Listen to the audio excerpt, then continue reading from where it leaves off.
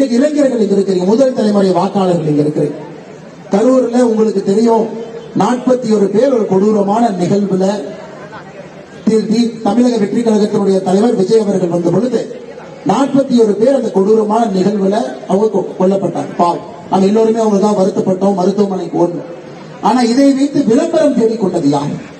இதே சைலண்டா எதை எதிர்பார்க்காம மருத்துவமனைக்கு போய் உதவி செய்தது அண்ணன் விஜயபாஸ்கர் அவர்கள் என்று கொண்டிருக்கிறார்கள். நம்முடைய எல்லா கட்சியினுடைய தலைவர்கள் இங்கே நின்று கொண்டிருக்கிறார்கள். ஆனா விளம்பரம் தேடி முதல் நாளாக ஆம்புலன்ஸ்ல வந்தது யாரு? மருத்துவமனைக்கு போனது யாரு? இன்னைக்கு சிபிஐ என்கொயரிக்கு கூப்பிட்டவுடன் திரு செந்தில் பாலாஜி அவங்க கேட்கிறாங்க, என்னை மட்டும் ஏன் கூப்பிடுறீங்க, விஜயபாஸ்கரை கூப்பிடுங்க, 2 பேரும் சேர்ந்து போறோம். அதனால திரு விஜயபாஸ்கரனை பொறுத்தவரை தெளிவாக இருக்கின்றார், கூப்பிடுங்க, நான் வர்றேன், எனக்கு ஒன்றும் பிரச்சனை இல்லை. நான் தெளிவா வந்து எப்ப நான் வந்தேன், என்ன நடந்தது எல்லாத்தையும் நான் சொல்றேன்.